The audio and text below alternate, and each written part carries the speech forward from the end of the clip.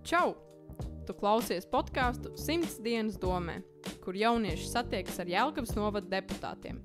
Ir pagājušas 100 dienas, kopš viņi sāka darbu domē, un mēs gribam saprast, ko šajā laikā ir izdevies paveikt un kādi ir cilvēki ārpus politikas. Šis ir mūsu mēģinājums parunāt godīgi un bez kakla saites. Kas mums šodien ir ieradies studijā? Ilze Vītola. Vai tu varētu pateikt, kādas ir 3 galvenās lietas par tevi, ko klausītājiem būtu jāzina par tevi? Esmu Jelgavas novada iedzīvotāja, mans dzimtais pagasts ir Lielbergas pagasts, un es noteikti gribētu, lai par mani ir skaidrs, kad es iestājos un degu par foršu labklājību dzīvi Jelgavas novadā, neatkarīgi no tā, kurā pagastā cilvēks dzīvo, un mans mērķis ir darīt visu, lai cilvēkam būtu vēlme un gribēšana dzīvot Jelgavas novadā kādā no pagastiem. Izklausījās ļoti skaisti. Un cik ilgi tu jau darbojies Jelgavas domē? Jelgavas novada domē. Jelgavas novada domē es darbojos no Jelgavas novada izveidošanas no 2009. gada, bet ja es skatos savā dzīves vēsturē, tad aizsāku politikā darboties tālajā 2001. gadā, kad tajā laikā vēl bija pagasta padomes, un toreizējā pagasta padomes vadītāja Nelija Empele mani jau kā jaunieti uzrunāja kandidēt viņas komandā, un tad sākās šis mans ceļš, kas ir kā pārbaudījums reiz 4 gados, kad mēs liekam un kārtojam iedzīvotāju vidū eksāmenu. Un līdz šim man ir izdevies sekmīgi šos eksāmenus nokārtot. Vai šī komanda, ko tu minēji, tā bija kaut kas līdzīgs partijai? Jā, tajā laikā nebija noteikumi, kad pagastos vajadzēja būt politiskai partijai. Tajā laikā tā bija domu biedru jeb iedzīvotāju grupa, kur varēja iesniegt savus kandidātus. Un, manuprāt, jau arī tad es sapratu, ka jebkurā gadījumā veidojot vēlēšanu sarakstu ir jābūt gan jaunībai, gan pieredzēji, gan arī cilvēki, kas ir vidējā posmā starp jaunību un starp pieredzi. Vai tu tad biji jau pilngadīga? Jā, tad es jau biju pilngadīga. Tev bija? Ap 20. Un vai arī iepriekš, tad, kad vēl nebija sasniegta šī pilngadība, tev bija kaut kāds sakars ar pašvaldību vai kaut kādu, es nezinu, vai tajā laikā bija, bet jauniešu centri, tādu līdzdalību kā tādu? Nē, jaunieši jau darbojās, aktivitātes notika, mēs esam dažādos laikos dzīvojuši un šobrīd tos sauc par jauniešu centriem, bet es daudz esmu bijusi un zinu, ka jaunieši darbojās gan brīvprātīgi, gan arī aktīvi bija kultūras dzīvē, sporta dzīvē, un lietas notikās, manuprāt, arī visos pagastos. Tad tas vienkārši kaut kādā veidā dabīgi notika. Tas nebija tā, ka bija kaut kāda konkrēta iestāde, uz kuru, piemēram, kā man jauniešu centrs, uz kuru eju un darbojos, tas vienkārši notika tā, automātiski, dabīgi. Šodien mēs to saucam par jauniešu centriem. Tajā laikā noteikti tā varbūt bija kā kustība vai citas aktivitātes, bet, manuprāt, visos laikos ir bijis tā, kad ir dažādi vecuma posmiem, noteikti ir tikšanās veidi, un tie cilvēki to izmanto. Laikā, kad tu sāki politisko karjeru, vai tev apkārt kaut kur bija kinoteātri? Kino tajā laikā rādīja kultūras namos. Jā, bērnībā Jelgavā bija pat vairāki kinoteātri, bet jāsaka, ka es neesmu no tiem, kas ļoti, ļoti ir apmeklējis kino. Bet tajā brīdī, kad parādījās, bet tas ir jau vēl senāk bērnībā, indiešu kino, kas bija ļoti, ļoti populārs tajā laikā, jā, esmu gājusi uz kultūras namu un skatījusies, un zāles bija pilnas. Līdz ar to, ja salīdzina tā tiem, kam ir kino kaut kāda iespēja gan paskatīties, gan pārdomāt un izdomāt, kad mēs šobrīd esam varbūt līdzi laikam ejot modernākā situācijā, bet tas jau nemaina būtību. Cilvēki iet un skatās. Jā, un vai tu šodien, tagad, kaut kad nesen esi bijusi kinoteātrī? Nē, jo esmu no tiem cilvēkiem, kas nav ļoti liels kino fans, līdz ar to es pēdējo filmu ar interesi noskatījos straumi, bet neesmu no tiem, kas ļoti seko gan dažādiem aktoriem, gan kino žanriem. Es izvēlos varbūt vairāk citas aktivitātes, bet es tiešām respektēju un vienmēr apbrīnoju to, kad es dzirdu sarunas, kurās stāst par aktieriem vai par filmām vai par pārdzīvojumiem, visu cieņu tiem cilvēkiem, kas ir tajā iesaistīti un skatās un atrod to laiku. Super! Šobrīd kopš vēlēšanām, kopš ievēlēšanas ir pagājušas 100 dienas. Un tad vai šo 100 dienu laikā tu esi redzējusi, neskaitot straumu, vēl kādu labu filmu, ko tu varētu ieteikt citiem noskatīties? Es laikam būšu godīga, man nebūs ko ieteikt filmas skatīties, bet tas, ko es pati nereti daru mājās, ir kino, tas ir fragmentāri, bet es arī negribu mānīt citus, tagad saucot aktieru vai režisoru nosaukumus vai filmu nosaukumus. Man nereti patīk arī varbūt paskatīties, ja tas ir iespējams, kādu no latviešu vecajām filmām, un šobrīd Latvijas televīzija tādas iespējas piedāvā, un to es arī izmantoju. Teātris arī zit, ne tikai filmas, bet varbūt arī kaut kādas teātra izrādes, kas ir iespējams, bet fonā man drīzāk ir kādi analītiskie vai piedzīvojumu raidījumi, jo mans hobijs ir rokdarbi, un tāpēc es vairāk uzmanību tajā brīdī pievēršu tam, kas ir man rokās no rokdarbiem, un dzirdu ar ausīm to, kas notiek televīzijas fonā. Tavs hobijs ir rokdarbi, vai kaut kādā ziņā tu to vari sasaistīt ar savu darbu? Jā, varu, jo mans hobijs ir ne tikai rokdarbi. Es vienmēr kopš tevi atceros, es esmu darbojusies arī kādā no, tagad sāk amatiermākslas kolektīvi, un teātra spēle šobrīd ir tā, kurā es piedalos, vēl arī paralēli rokdarbiem.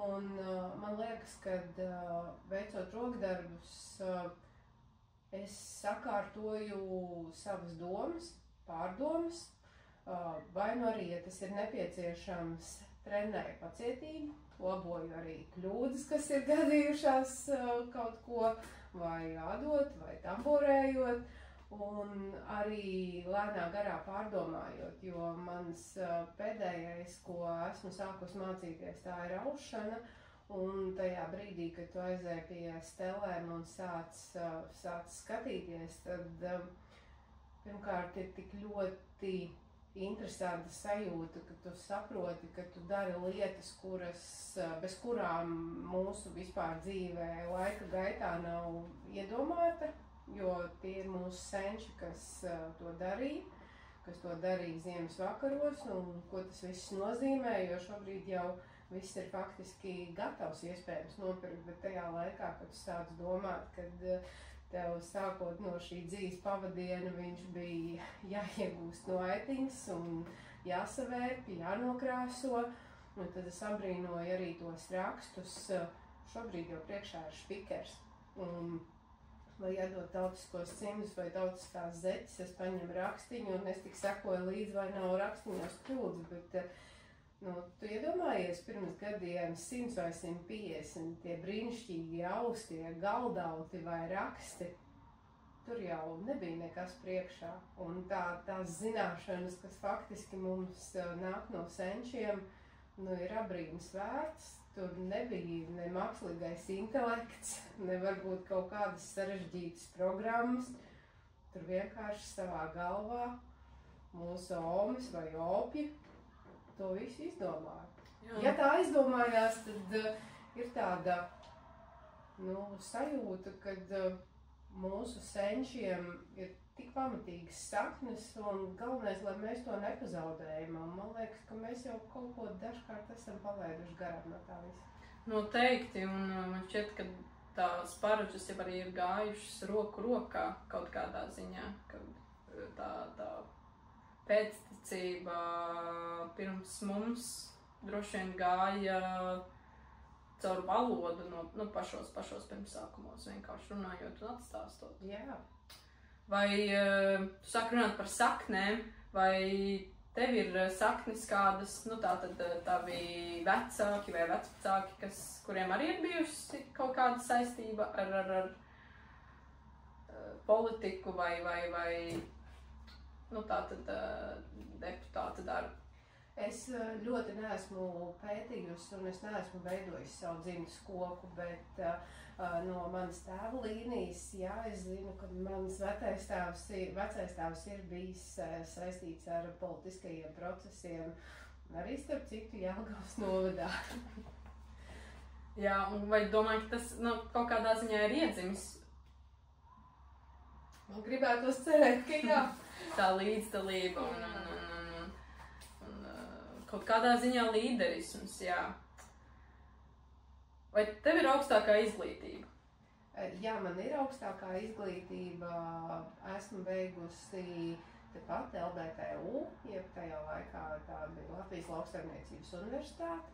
Tā ir ekonomikas fakultāte, un man ir ne tikai bakalaura, bet man ir arī maģistra grāds ekonomikā un finansēs. Esmu beigusi ekonomikas fakultāti. Šobrīd viņi jau gan saucās sociālo zinātņu fakultāte, bet neskatoties uz to, es vienmēr esmu izmantojusi iespēju arī iet kādos kursos, un laiku atpakaļ bija iespēja izmantot un iegūt caur mūža izglītības procesiem un aktivitātēm papildus izglītību.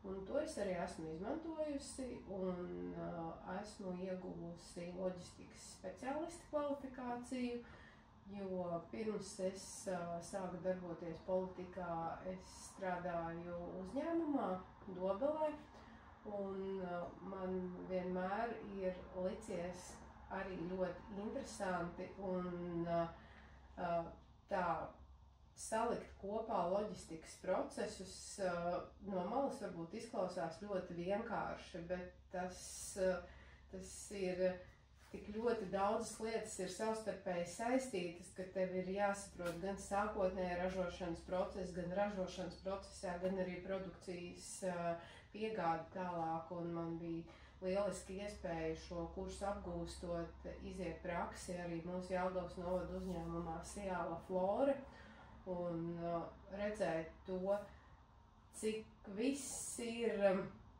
ļoti lielos apjomos, bet cik ļoti labi ir atstrādāta visa šī sistēma un uz cik daudzām valstīm iet mūsu kūdra tiek eksportēta un kā notiek visa gan loģistikas procesa organizēšana, gan pati loģistika, kā notiek visas darbošanās, man tas vienmēr ir arī tā saistīts. Un es to laikam varu teikt, ka zināmā mērā arī politiskās norises un politiskie procesi ir savu veidu loģistika. Tev ir jāsaprot tas gala mērķis, uz kurieni tam produktam, jeb tam mūsu lēmumam, kā viņš izpildīsies, un tad likt kopā un skatīties, lai visas lietas ir savstarpēji saistītas. Man tas liekas interesanti.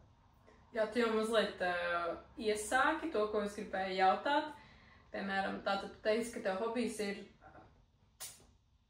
rokdarbi. Un teātris, jā. Un teātris. Un tad arī kaut kādā ziņā tev ir iemiņas par loģistiku. Kā tu šīs te visas lietas, ap kurām tu esi apgrozījusies dzīvē, pielieto šodien savā darbā? Laikam varētu teikt tā, ja ir zināms mērķis, kas ir mūsu kāda lēmuma gala rezultāts, tad jau par to lemjot, es sāku savā prātā likt kopā, kas mums būs nepieciešams, kā tas viss izskatīsies, kādi varētu būt izaicinājumi, ar kādām grūtībām varētu saskarties, kas ir nepieciešams vēl papildus, lai to visu redzētu.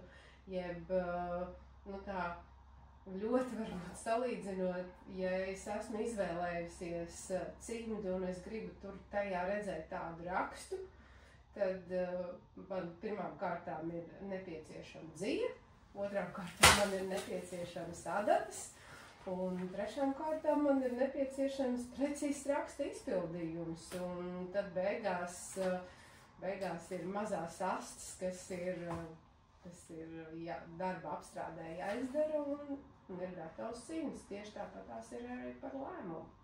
Ja mēs gribam kaut ko izremontēt, uzbūvēt vai investēt, tad mēs skatāmies, kur tas ir, kā to visu var realizēt, un skatāmies uz to gala rezultātu.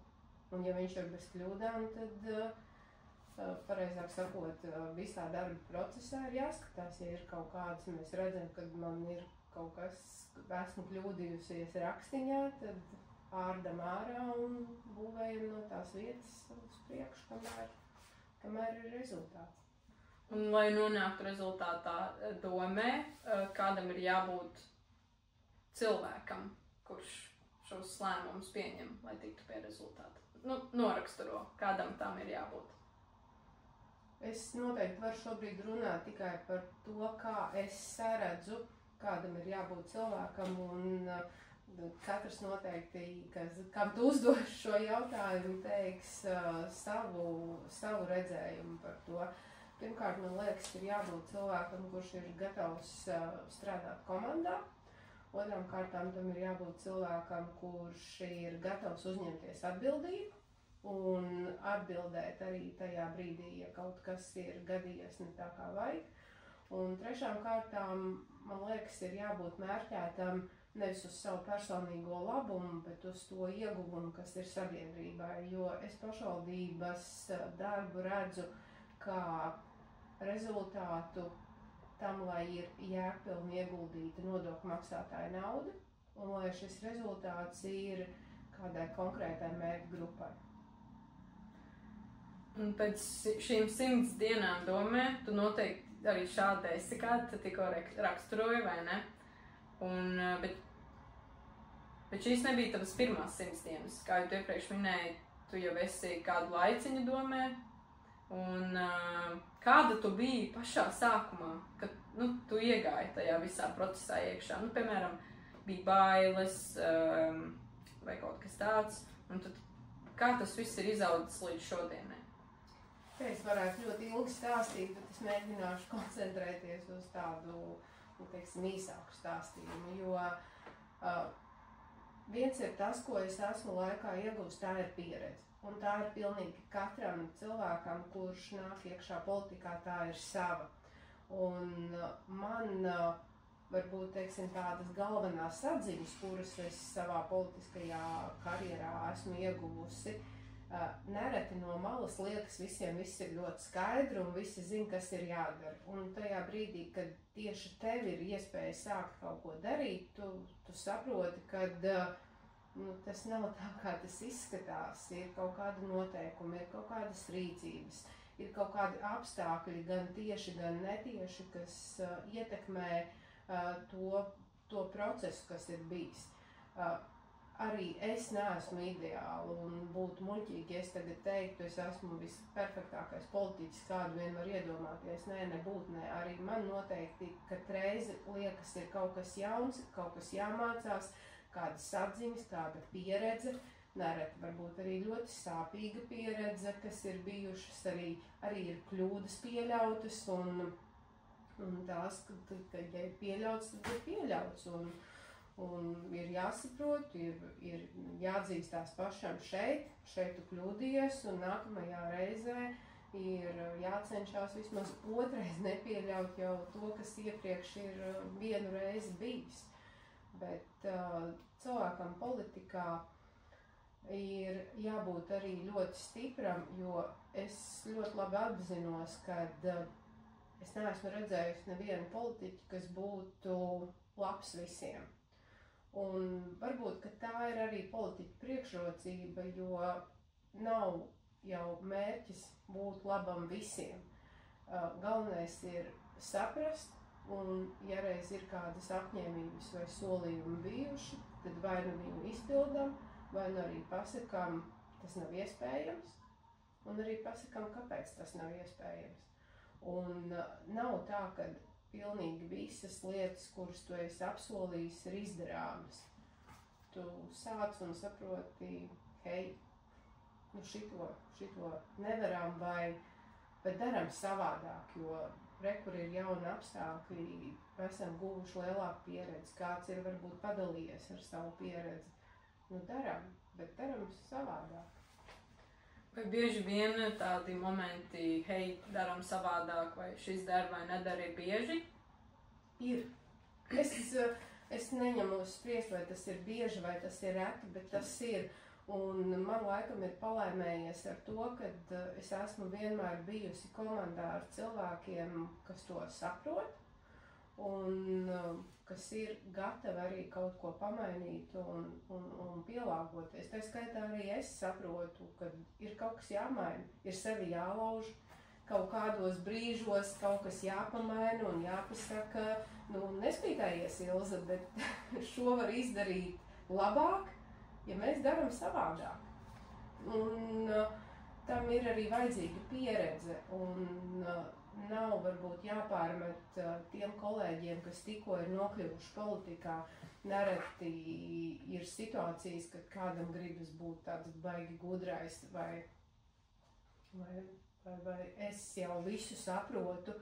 Nu, mēs visi esam nākuši un arī tad, kad es sāku politikā, es jau nesapratu ne tos procesus, ne jautājumus. Viss ir tikai laika gaitā iegūts un saprast, kā notiekās, ko nozīmē lēmums, kas ir teritorijas plānojums, kas ir ļoti svarīgs pasākums.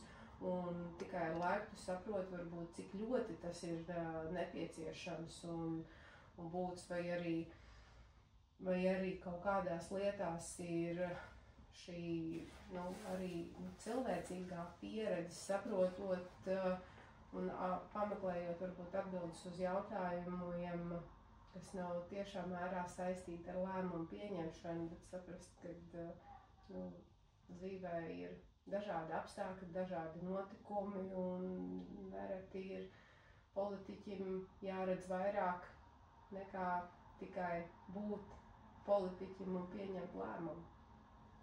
Noteikti, un es domāju, ka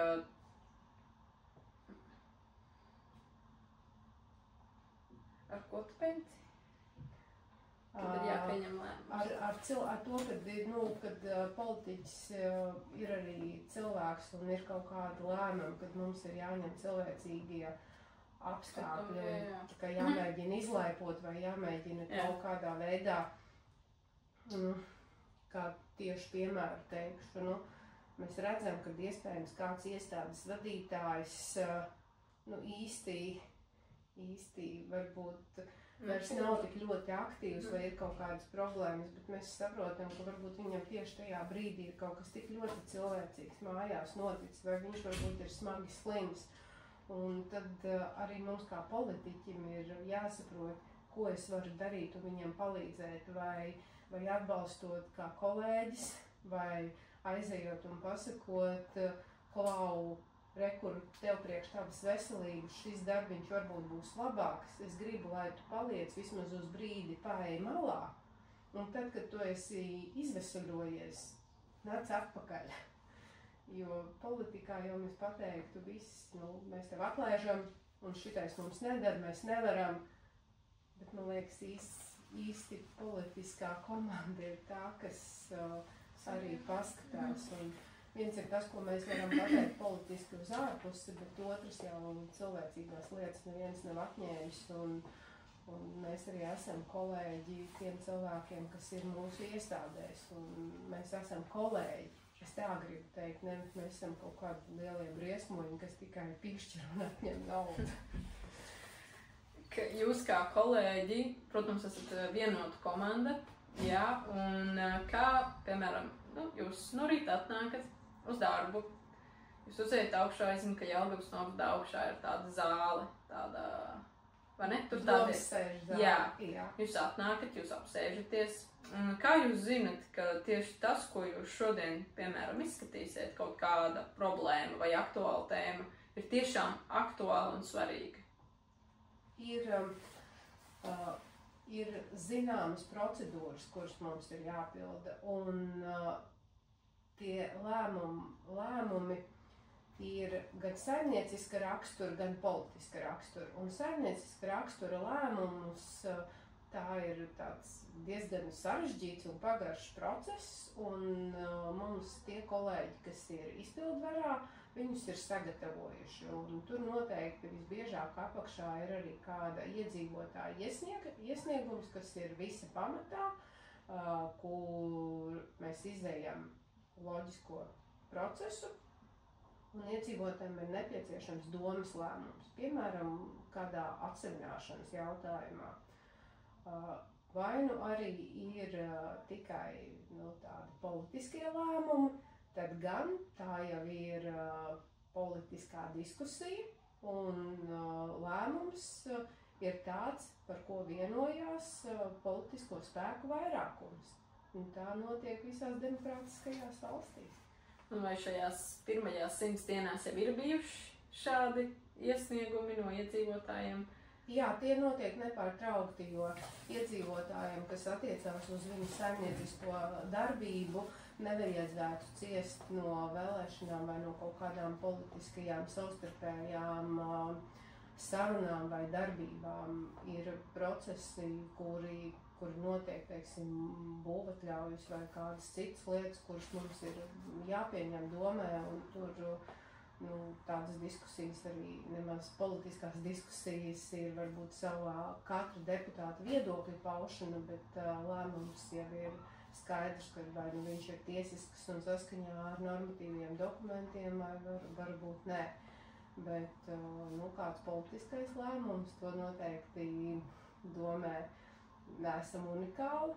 Esam vienkārši cilvēki, esam deputāti, kas savā starpā nereti diezgan skaļi arī pauž savus politiskos uzskatus, bet jebkurā gadījumā es varu tikai atkārtot, kad demokrātiskā valstī lēmumu pieņem vairākums, un tas pats ir arī mums Jelgavas novada domē, un es varu paldies pateikt saviem kolēģiem, gan tiem, kas ir koalīcijā, gan arī tiem, kas ir opozīcijā, jo ir vērts ieklausīties opozīcijas teiktā, ja vien tā ir jēgpilna, un ja vien tā ir arī ar kādu ne tikai emocionālu politisko viedokļu paušanā, bet arī tādu kā, kad deputāts arī pamato savu viedokli, kāpēc viņš uzskata vajadzētu savādāk rīkoties.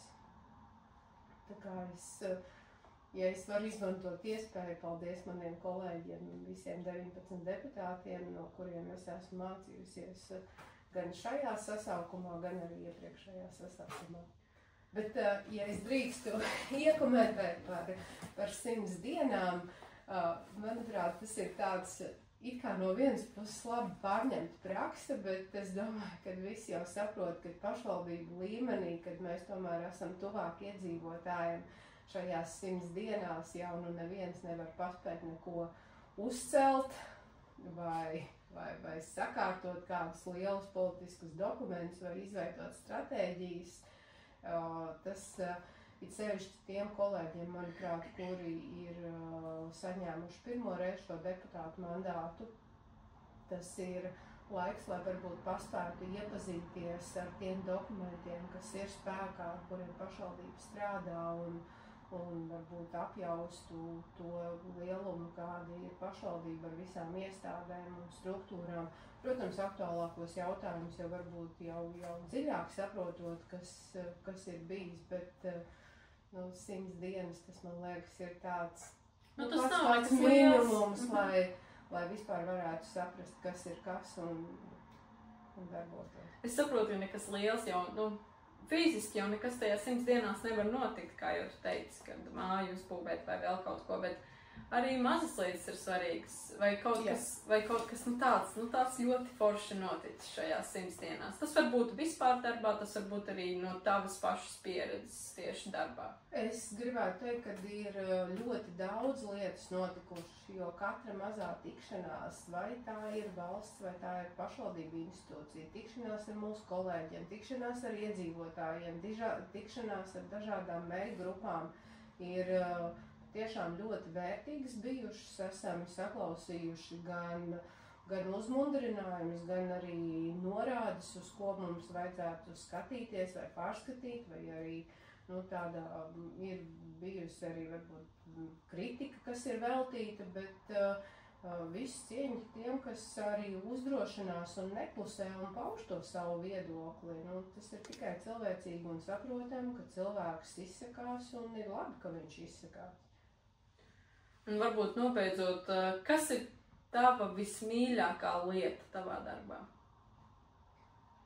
Iespēja satikt cilvēkus, iespēja ar viņiem komunicēt, un ja vēl ir iespējas sakārtot vai caur kādiem noteikumiem, vai caur kādu telefonu zvanu, ja es zinu, ka es tam cilvēkam varu palīdzēt un atrisināt viņu situāciju, un vēl jau vairāk, ja balstoties uz šī cilvēka pieredzi, mēs varam izveidot kādu normatīvo dokumentu vai noteikumu punktu, kas citos gadījumos kādam citam palīdz, tad, man liekas, tas mērķis ir sasniegts, jo es varētu arī noteikti minēt to, kad Jelgavas novada skolu absolventi, tie, kas ir kļuvuši kādi lieli uzņēmēji, vai tie, kas ir kādās iestādēs, piemēram, tiesneši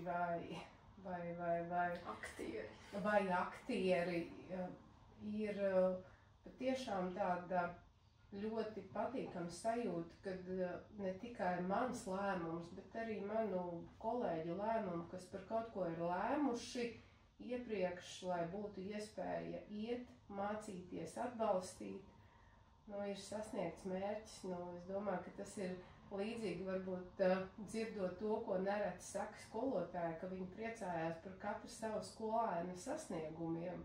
Un es varbūt varu vilkt paralēlis ar pašvaldību, ja ir izdarīts kaut kas tāds, kas ir ļāvis šim cilvēkam sasniegt mērķi vai kaut ko iegūt, tad jau tas ir bijis jēgpilns nodokļu maksātāja samaksāto nodokļu izlietojums. Varbūt tā ļoti patisīgi, bet es centos paskaidrot. Nē, ļoti labi paskaidroju. Un pats pēdējais jautājums ir šāds, ko tu novēli klausītājiem? Vai arī tu zini kādu vēstījumu vai rindiņu ar kaut kādu veidu pamācību? Par šo es esmu padomājis, ka ja tu man jautās, ko es teikšu. Un vispirms es laikam cilvēcīgi pilnīgi katram vēlu veselību, jo tad var visu izdarīt, ja ir veselība pašam un ģimenēm. Tas ir, laikam, tāds man ļoti cilvēcīgs un sirsnīgs vēlējums visiem. Vēl es noteikti gribu teikt to, kad mans moto ir bijis neiet uz priekšu, nozīmē iet atpakaļ. Un pat, ja ir bijušas kādas kļūdas, pat, ja ir bijis kaut kas neforšs, ir jāpieņem un ir jāiet tālāk. Galvenais nestāvēt uz vietas un virzīties tālāk. Virzīties kopā ar komandu. Un neatceros gan autoru, bet tāds gala teiciens laikam ir, kad es mīlu dzīvi un tā mīl mani. Wow! Paldies, Ilze, ka biji šodien kopā ar mani, Vaivu. Paldies, ka atnāci. Šis bija podcasts 100 dienas domē. Ceram, ka šodien iepazina deputātus ne tikai kā lēmumu pieņēmējs, bet arī kā cilvēks ar savām domām un stāstiem. Tiekamies nākamajā reizē. Podkāstu ieraksti tiek veidoti projektā Kopienas līdzdalība un sadarbība Jelgavas novadā. Finansiāli atbalsta Sabiedrības integrācijas fonds no Latvijas valsts budžeta līdzekļiem.